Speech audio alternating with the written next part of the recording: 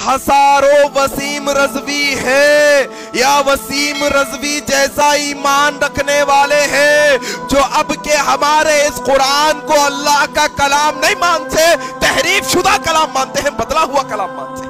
ये कुरान की दुश्मनी इंसानी दुश्मनी नहीं, शैतानी दुश्मनी है। शैतान को तकलीफ होती है कुरान से, शैतान तकलीफ में आता है कुरान से, कुरान की तिलावत से, कुरान की एक एक आयत से शैतानों को तकलीफ होती है, इंसानों को नहीं। अल्लाह के दुश्मनों को तकलीफ होती है, मुसलमानों को नहीं। रसूलुल्लाह के दुश्मनों को तकलीफ होती है, मुसलमानों को नहीं।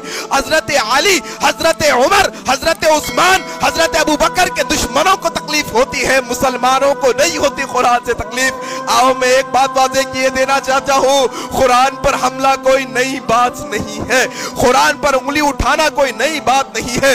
मक्का की सरजमीन पर कुरान नाजिल हो रहा है, बाहर से शायरों को लाया जा रहा है कुरान का जवाब देने के लिए, कुरान जैसी किताब बनाने के लिए, कभी कामयाब नहीं हुए।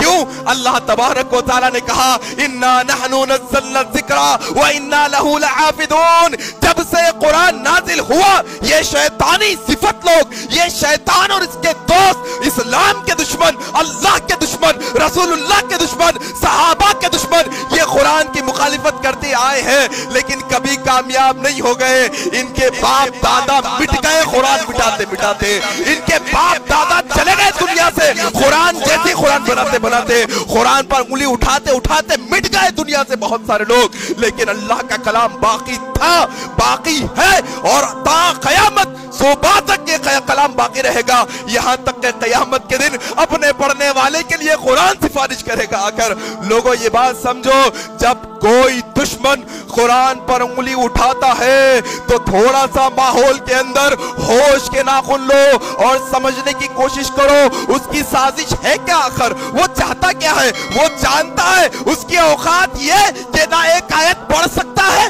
ना एक आयत समझ सकता है, ना एक आयत समझा सकता है, उसे बखूबी मालूम है। फिर ये हथकंडे क्यों? ताकि दुश्मनों का सपोर्ट हासिल हो, उन्हें दुश्मनों का सपोर्ट हासिल हो, उनके नुत्फे में, उनके खून में, उनके डीएनए के अंदर ये हमेशा से आदत रही कि वो यहूदियों के दोस्त रहे हैं, शुरू से वो नसरानियों के दोस्त रहे हैं, वो मुशरिकों के, काफिरों के दोस्त रहे हैं।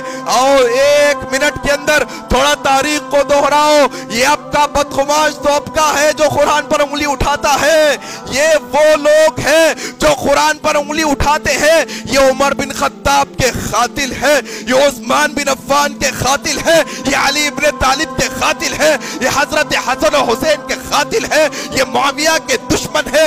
ये अब के नहीं, ये कूफा से लेकर तुम तारीख को उठाओ तो सही, तुम समझाओ अपने बच्चों को ये आस्तीन के सांप है। ऊपर से मुसलमान कहते हैं, अंदर से मुसलमान नहीं। ऊपर से अल्लाह को मानते कहते हैं, अल्लाह को नहीं मानते। ऊपर से कहते हैं मोहम्मद रसूलुल्लाह को नबी मानते, अंदर से नहीं मानते। ऊपर से कहते हैं कुरान को मानते, अंदर से नहीं मानते।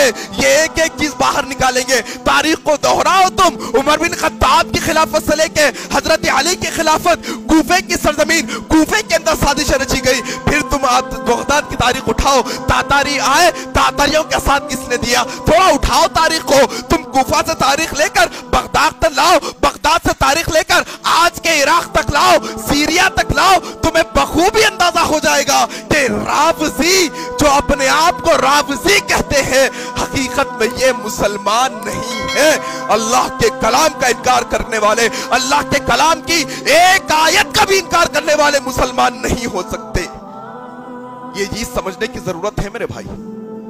अब बार बार इनका जवाब नहीं, बल्कि हमें भी होशियारी के साथ, बड़ी अक्लमंदी के साथ, बड़ी तरकीब के साथ हमारी नौजवान नस्ल को इस बात के लिए तैयार करना है कि बेटा हमने अपने दुश्मनों को अपनी आस्तीनों में पाला है।